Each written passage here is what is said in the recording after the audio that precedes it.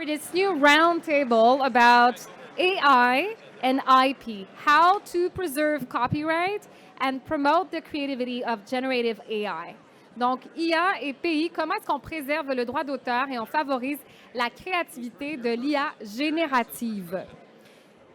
Le droit de la propriété intellectuelle sera-t-il un frein ou un moteur dans la course à l'IA? L'IA peut-elle remettre en cause l'existence des créateurs? Regard croisé entre l'Amérique du Nord et l'Europe sur l'un des plus grands défis juridiques de notre époque. Pour animer cette table ronde, M. David Durand, avocat de Durand Lawyers. Bonjour. Bonjour, merci beaucoup. Et je nomme les intervenants. Je vous inviterai ensuite à vous présenter peut-être un tout petit peu plus. Donc, M. Camille Demange, avocat chez CDO. Matthew Asbell, avocat, Offit Kerman Attorney at Laws. Sandeep Chauhan, président Connect Music.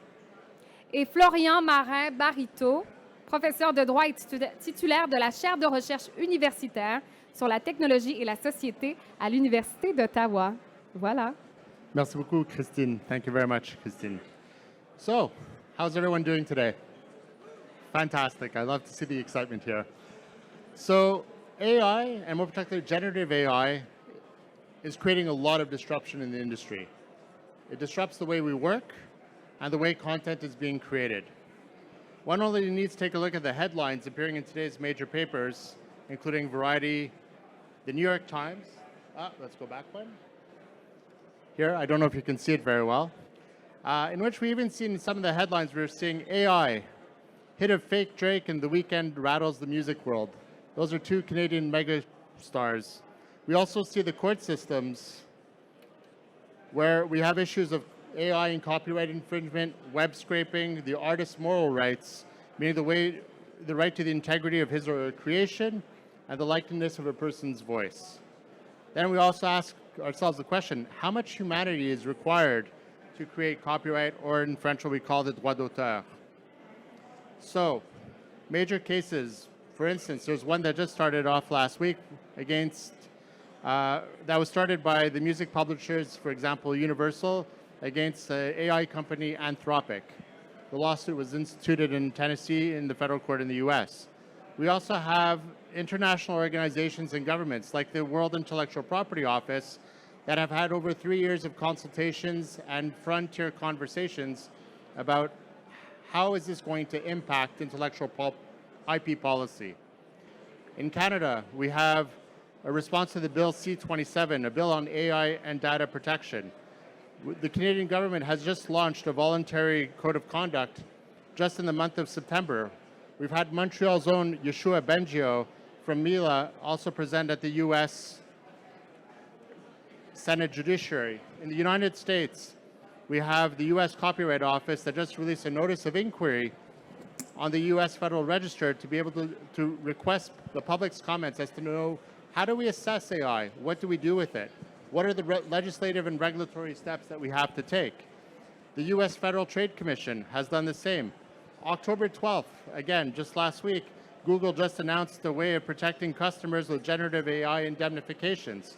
And in Europe, with my friend Camille at the end of the chairs, there's the EU AI Act, one of the first regulations about AI. Now that I've caught my attention, or caught your attention, we already passed through the introductions, so I'll skip those for the time being, and we'll get to the burning questions of what is generative AI, what are the challenges that we face when using AI, and how do we handle IP for creations and inventions generated by AI? Who is the inventor? And what are the future trends that we're going to expect with AI?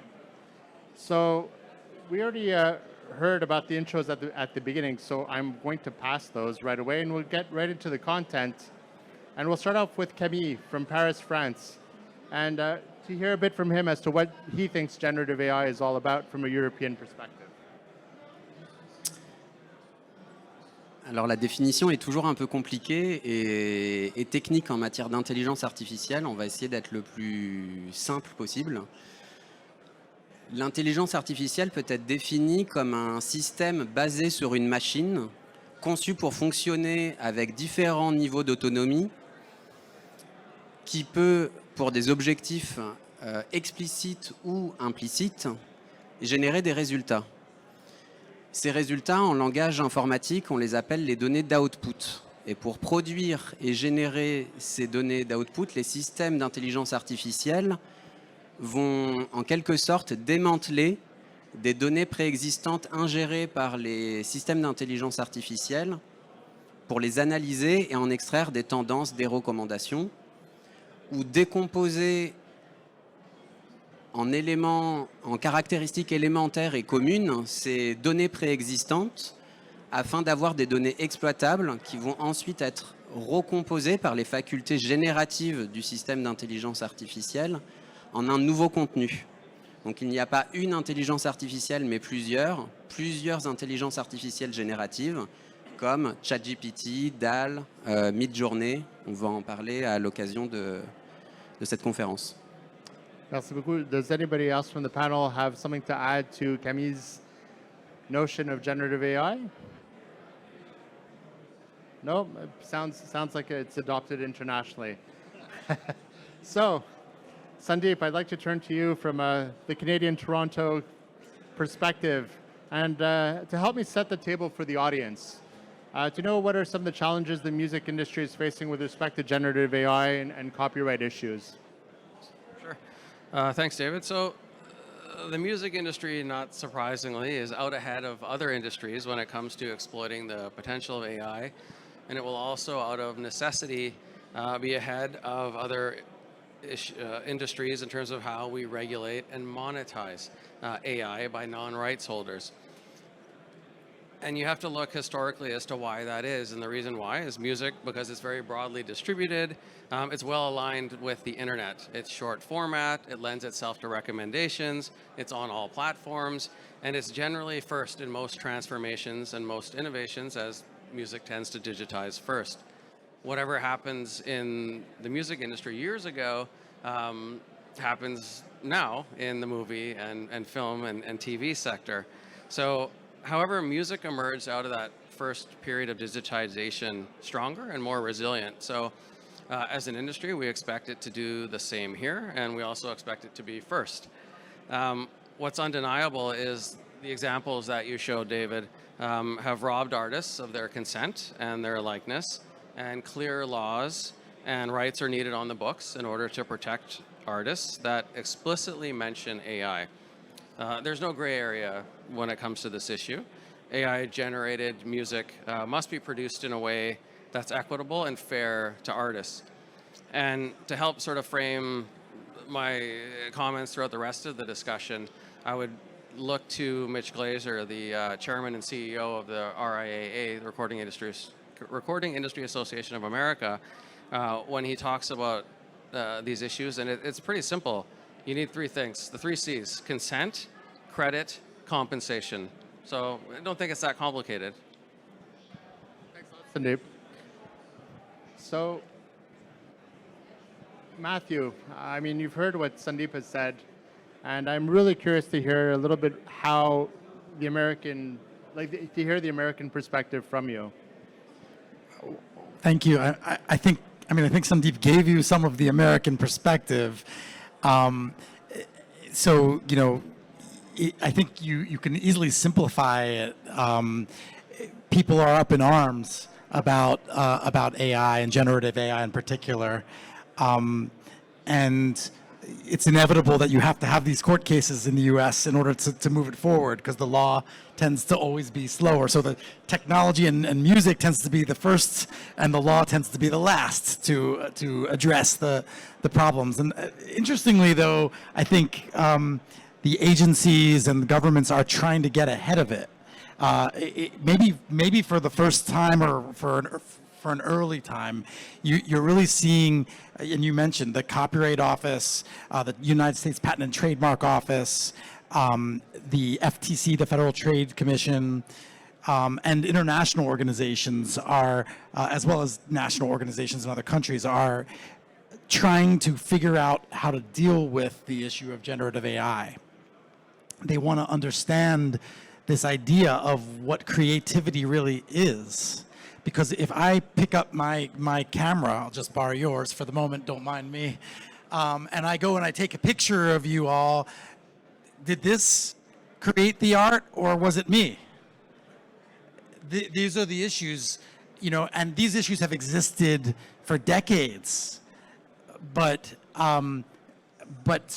it sort of stretches the law and forces the governments to reevaluate what the law is when you consider sort of how quickly and easily you can do it and how much information you now have access to. If you have the whole world's access to all of the photos, you know, on the internet, and all of the texts of famous authors on the internet, and you can just use a bot to get all that information, put it into your model and spit it out. How is that different from the way the human mind works? The way we grow up in our lives, we get influenced, we hear other things, we hear music we like, we read poetry or hear stories that we like, and somehow that all gets incorporated into our subconscious, and then we go and create something and we think we've created something unique. Is the computer any different from that? If artificial intelligence is essentially doing that, aggregating information and processing it and sort of spitting out, you know, something new, something seemingly new. So when we had our prior discussions, and I didn't know if you wanted to enter the two buckets because I put up the slides up there for you. Oh, sure. So I know that we had spoken about a question of protection on one part, and then another bucket being one of enforcement. So Matthew, I leave you the floor on that one. I love the floor. There we go. So protection, right? We have a registration system in the United States. Not all countries have a copyright registration systems, but we have a system where we are asking people to take their creative expression and go and register it, and that gives them some benefits and some ability to, you know, some access to the courts and, you know, statutory damages and other benefits they get from doing that. Our Copyright Office does not want to agree to register works that are generative AI, because they take the view, and our law takes the view, that to be copyrightable, it must be human-created expression. So if you ask the Copyright Office what they do today, because they're getting a lot of submissions that are AI-based, they tell you, well, when you apply for copyright, and this is what the form looks like online, when you apply for copyright, tell us that some of that work was made by AI, and then exclude it from your claim. I'm sorry, but I don't think that many people are going to do that. There isn't a specific box to exclude the AI-generated content. And yes, the Copyright Office could turn around and say, we're not going to register this because we think it's AI-based. Or they can change their mind after they did register something, and they've done that. But there isn't a good system in the US Copyright Office to challenge those registrations. So we don't have record keeping that helps us track it, and we don't have a means for people to raise objection. Was there a second slide you wanted me to touch upon? Or? Well, I'll go to that last part about enforcement, and then I'll shut up because I don't want to monopolize. No, you can keep going. I have Florian that's coming up shortly afterwards. But then turning to enforcement, so when you have copyright registration, it's easier to take down works that appear on the internet. We have, in the United States, we have a Digital Millennium Copyright Act. So that's part of our copyright law, and that basically says that if you are a service provider on the internet, we will insulate you from secondary liability. We will insulate you from being sued because the people who use your system have infringed other people's works. If you have a takedown system on your platform that allows people to notify you, hey, I have a copyright and this violates my copyright. So that's the idea of the Digital Millennium Copyright Act. The problem, again, is if you don't know something is AI generated, you're going to have registrations that people have that will be for AI generated content, probably possibly illegitimately registered. And you will then have them going to these platforms telling them to take down someone's copy of that work when that work is not entitled to copyright protection, or not, or maybe only to some portions of copyright protection. So we need a system that tracks it for purposes of knowing that the work is registrable and is or is not partially or totally AI generated. We need to be asking that question when we ask people if they want to register it. And then when they go and take down, we need to know whether they're relying on a claim of rights based on AI generated content or not, so that we don't take down stuff we shouldn't or refuse to take down something we should. Sounds we're in for a complicated story in the next couple of years. So Florian, expert in Canada. I really want to hear everything you have to say about what's going on in the Canadian situation, and to have a bit of your opinions on this one. Yeah, it was We'll give you 5 or more. It's okay. 6 hours. Yeah, so back in Canada, there is a lot happening at the moment regarding like AI policy and more globally, like digital policy. There is like a few bills in Parliament, and so a few like battles, ongoing battles in Parliament and in the press. But yeah, so try to like unpack a bit some of the big issues maybe at the moment. So first, I would say like in Canada, and I would say it's the same in the US, you need to differentiate like the kind of work, like the issues and the challenges for literary work, or for like visual work, or like for music, or for like movies, are very different. And you can see that the different industries are not like coming to this issue with the same perspective. We can see like the movie industry has a very different take on generative AI than the music industry, for example. So that's something to take into account. And from like a legal perspective, also it's kind of like change the deal, like not the same question, but one of the big issue, and you kind of touch upon this, Matthew, in your comment, is like who owns copyright? What kind of copyright can you recognize in a generative, kind of like AI assisted, like work? And as you say, it's not new to use like some technical tool to generate some artwork, and that's something that you need to keep it to account. So in Canada, we have a restoration system, but it's not like mandatory to have like protection. Just we have a very complex standard by the Supreme Court of Canada that I will not unpack, because even when I read it to my students, they're just like, is this the law? I'm like, yeah, I know, it doesn't make any sense, but like basically like creativity, it's a bit weird. But yeah, so this is like the question, who creates what and what is protected, and something we kind of like put out of the way is the idea that the AI itself would have any kind of like legal personhood, or would be the creator. And like a few years ago, so one of the he passed away, but like one of the then leading AI scholar teamed up with one of the leading Canadian scholar, Caris Craig, to write a piece titled like The Death of the AI Author. That was very clear. Under Canadian law, an AI is not an author. An author is a creator, is a human. Maybe we can see some of the French, legacy into like Canadian doctrine, but like this is a human being. So that's very important to take into account. And then for sure, some artwork might be less protected depending on like the level of involvement of an AI in the creation, but it's not new. Like Gen AI is all over the news, I would say, since the launch of like ChatGPT and other, like Midjourney, etc. But for years in some industry, like AI and other like algorithmic system have been help the creative process. Now in the music industry, for sure, for like design and visual artists, with Photoshop and so on, for years, you had those kind of Gen AI, maybe like older system in the creative process. And so the way we'll be dealing with this is looking at like basically the kind of percentage, and what is technical is not protected, what is generated by the machine is not protected, but like the human input is what is the creative part of the work, and this is what is protected. So we had this for like software and source code, like everything that's technical, in Canada, source code can be protected under copyright and not with any kind of patents. So we had a lot of like, scholarship on this, and so that's kind of the same with Gen AI. But for sure, when you just like enter a few words, you know, in a box, and then it creates something, you know, like, what is the threshold? And that's kind of like the ongoing conversation.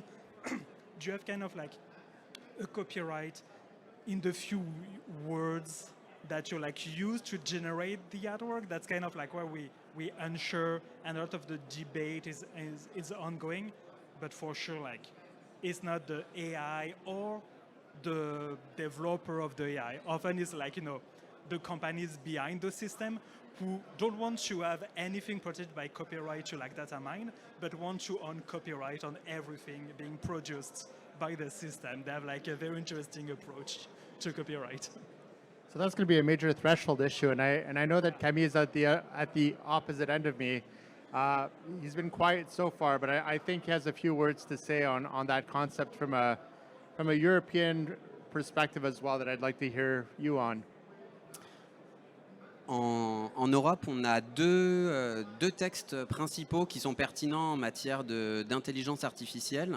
L'un qui a déjà été adopté et l'autre qui est actuellement en cours de discussion.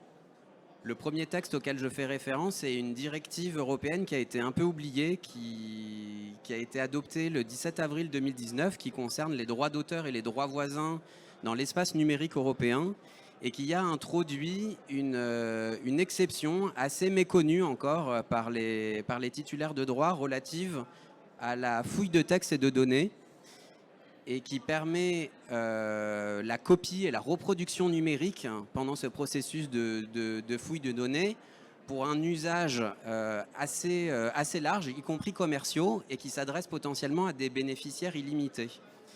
Ce qui est assez intéressant, c'est au moment où cette exception a été introduite dans la directive européenne, ni les négociateurs de la directive européenne, ni les représentants des titulaires de droit n'avaient tiqué sur le fait que cette exception pouvait être une déflagration assez importante avec le déploiement des systèmes d'intelligence artificielle.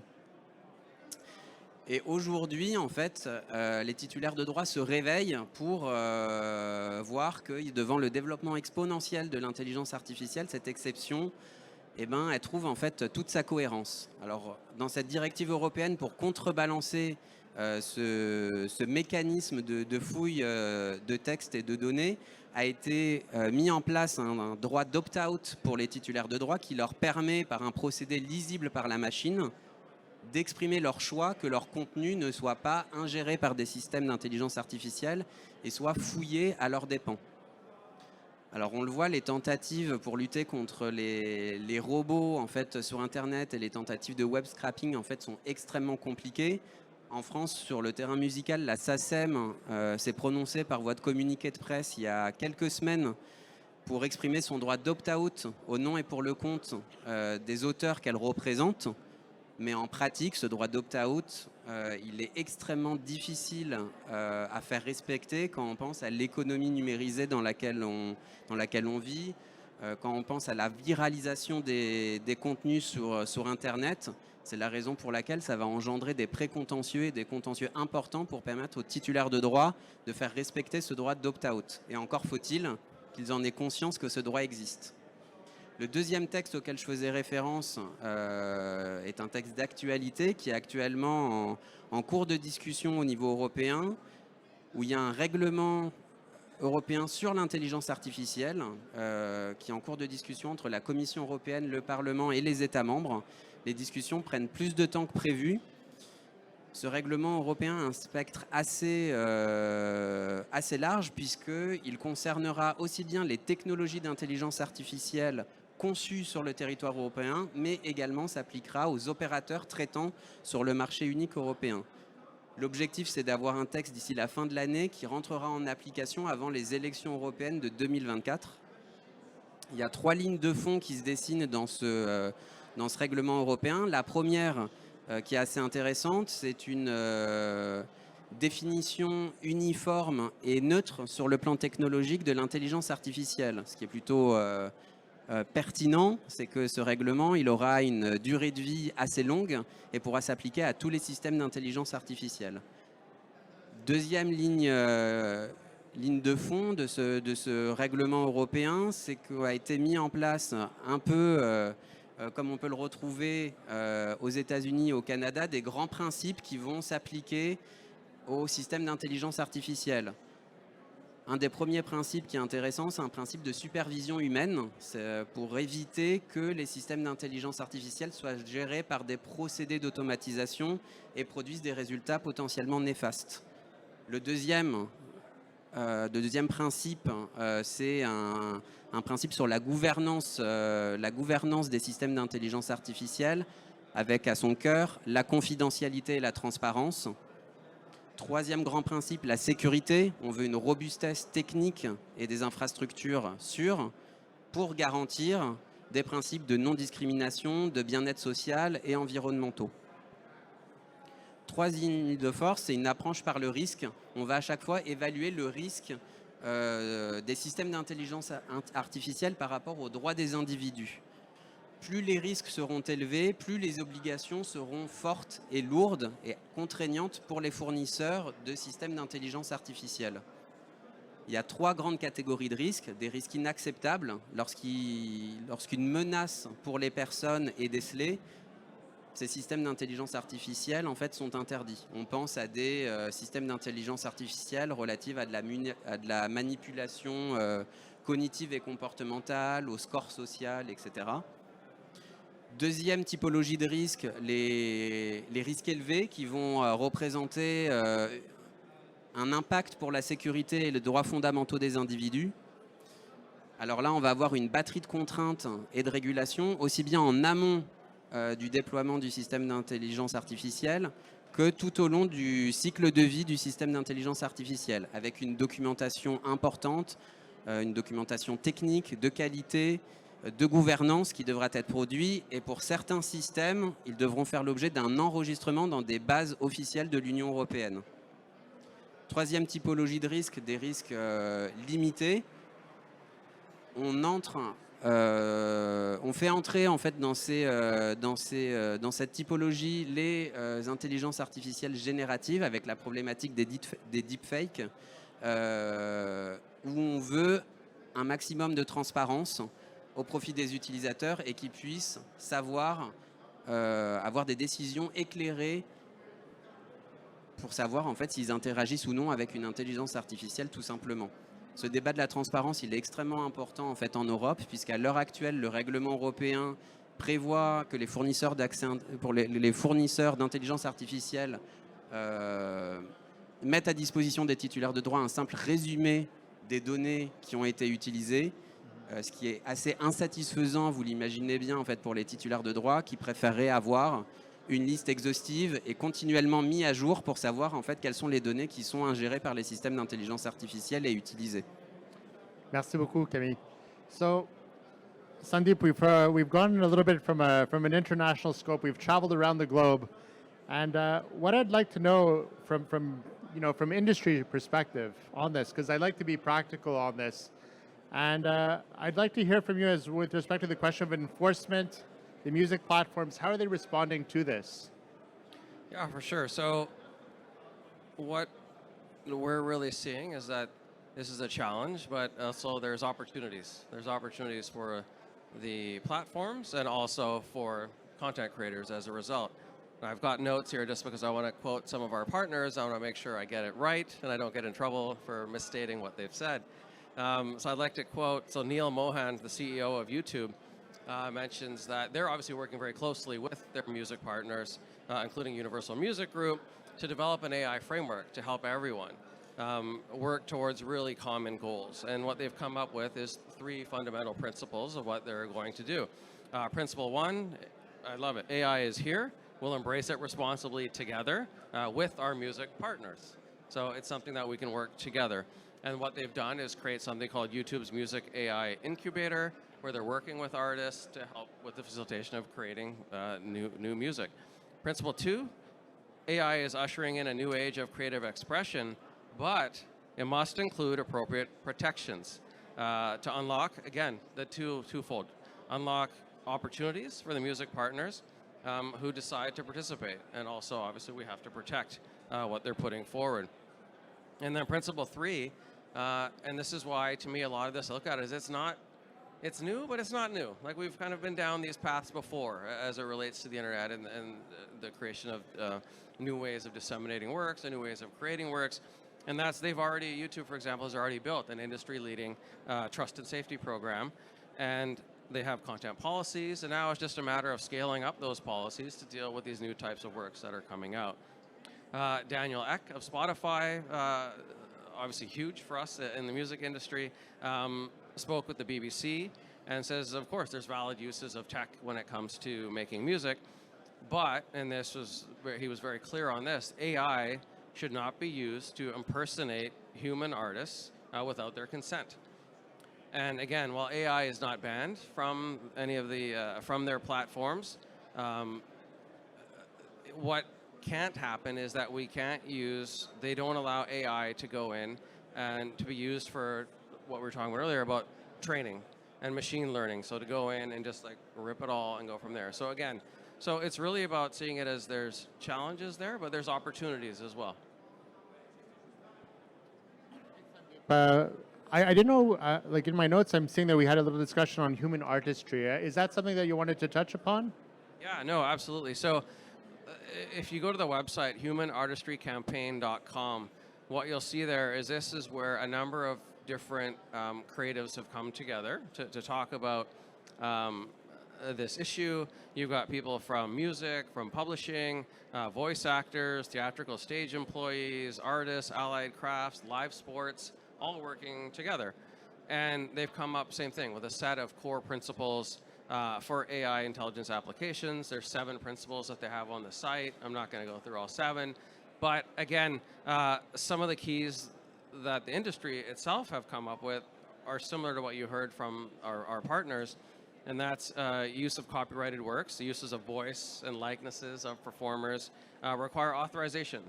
And again, to the opportunity side of things, free market licensing from the rights holders that are involved. There's also discussion in terms of government, that government should not create new exceptions in copyright or other IP exceptions to allow AI developers to exploit those creative works without permission, again, from the creators. And to the point we were talking about in terms of the US Copyright Office, what the industries are saying is just that copyright should only protect the unique value of human-created intellectual property and creativity. And also another key point is that when governments are discussing these things, creators should be represented in that policy making.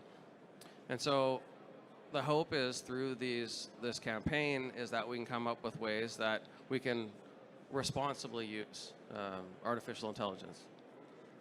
That's a great comment, and I know that there's always a flip side to the coin. So Florian, I'm going to leave the academic, my friend from University of Ottawa and from Harvard as well, speak to this. Thank you so much.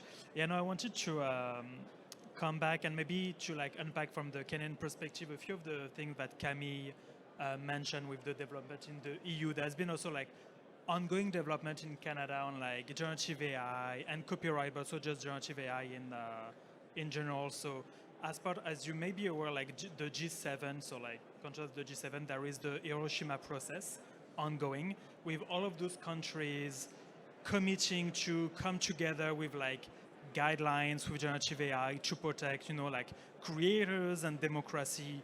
And so Canada published a 2-page code of conduct led by the Minister of Innovation. So everything is being solved with 2 pages of like principles without like any teeth. And I think as of today, 14 organizations were signed on this code of conduct, none of them being a major player in my opinion in the creative industries and even in the Gen AI. It's mostly like some of the big research institute on AI based in Canada. So not sure about like the effectiveness of such a process, but last week on, October the 12th, so 10 days ago-ish, Heritage Canada, so it's like our minister in charge of like copyright, culture, communication, etc., and ISET, so the Minister of Innovation, launched yet another consultation.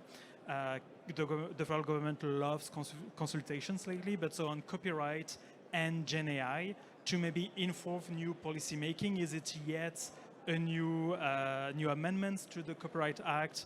We don't know, or yet another code of conduct. We will see what's going to happen in the coming weeks, but I'm sure that the different actors will be very involved and active in the sphere. But two things I wanted to talk about, you mentioned the opt out, and also the in principle it's interesting, but it's very complex. We've seen many people try, but also if the LLMs have been trained on data, it's kind of game over. You cannot really remove it, or you need to well, we could ask them to basically restart the training from the beginning, but from where we don't really know. So I think it's kind of one of the complexity of this file. But and although some technical proposals are coming up, so I don't know if you saw if you see this, saw this yesterday. So some researchers published a new tool called Nightshade. So the idea is that it's for visual artists. You could poison your artwork if you put it online, etc., with hidden pixel. So someone watching, looking at your art online will not see any difference.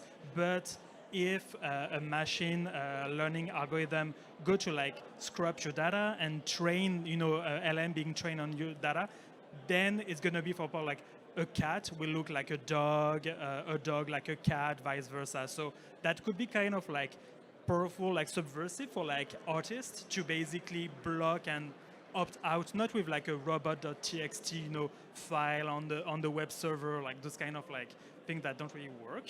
So that could be interesting.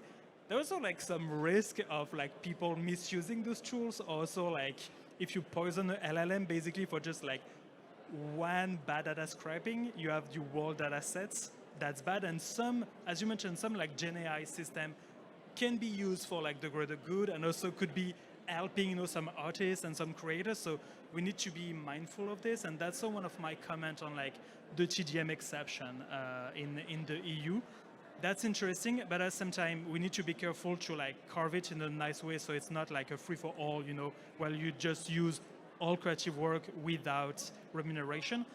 But when you look at text mining, something I'm scared about is also the issue of misinformation and disinformation, to make sure that you don't train, those LLMs on bad data, because everything that's free online often is bad information, fake information. So that's something to take into account in designing the legal frameworks. Thank you, Florian. So with our 4 minutes remaining, I want to open the floor to questions. But while you get your questions coming up, what I will ask from my co-panelists on this is, what do you see as potential solutions to reduce the risks of AI? Are we looking at a digital asset management system? Are we looking at a digital rights management system? How do you see this working? Are we going to put everything on blockchain? Matthew, I see yourself getting ready to jump right into that one. Well, I'm going because I know Florian really wants to take the contrary view. So, but what about blockchain? Seriously, I mean, if the idea of blockchain is that you can take a creative work and you can track its origin, and you can track where it has then gone and how it has then been used or copied later on, and you have an immutable ledger of all of that information, then you have a way to track where something has trained an AI, right? Where a large language model has pulled it in. Now I know you love this point, so we'll hear back from you. But I also go back to your point about you can't unlearn stuff, right? We can't unlearn stuff, neither can the computer, right? So all right, so we find out that this piece of art, that this music, that it was used to train something, and our blockchain helped us do that. Well, I guess that's going to help us in the lawsuit, but is that going to help us beyond that? But I know Florian wants to tackle that blockchain is a really bad idea, I think because of the overload of data that would be created as a result. So I'm going to give him that opportunity. No, very quickly, I love and hate blockchain. You just, for this to work, you need to move the whole creative industry on the same blockchain, the whole internet on the same blockchain, all the LLMs on the same blockchains, and blockchain is not scalable to that level of like data and actors. Oh, sure. And a quantum run blockchain, and now you have all of the keywords, and you're gonna get a lot of money from the VCs. Sandeep, do you want to add anything? Kemi, do you want to? We have 1 more minute Just left. quickly. Yeah, I mean, like I said, I keep saying something old is something new. You look at this almost as what happened a number of years ago with user-generated content and everybody uploading everything to YouTube. How is this different? It's not necessarily that different. We went beyond the law. We came up with technological solutions to find ways to create content identification systems that are now used to give the creators the opportunity to either take that content down or monetize it. So there's opportunities there, definitely in terms of technology to play a role in this. Can AI play a role in helping police itself when it's in these systems? Absolutely. I mean, I use AI daily to assist me with my day-to-day tasks. I think it's definitely capable of helping us. It's not necessarily a problem, it's also part of the solution. And I guess just quickly with the 5 seconds I have left, I would just say the same thing. Consent, credit, compensation. If you take one thing away, that's it.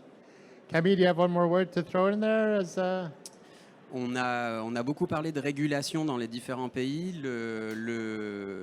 L'enjeu qui va naître va être la régulation au-delà des normes, au-delà des législations, au-delà des réglementations. Moi, en tant qu'avocat, c'est vrai que je suis de plus en plus sollicité sur la mise en place de gouvernance au sein des organisations et des conventions qui vont exister entre utilisateurs, fournisseurs d'accès et titulaires de droits. Gentlemen, I have to use this pun. It just came to mind. Music to my ears. Thank you all very much. And thank you very much for assisting. A round of applause to my co-panelists. Thank you very much.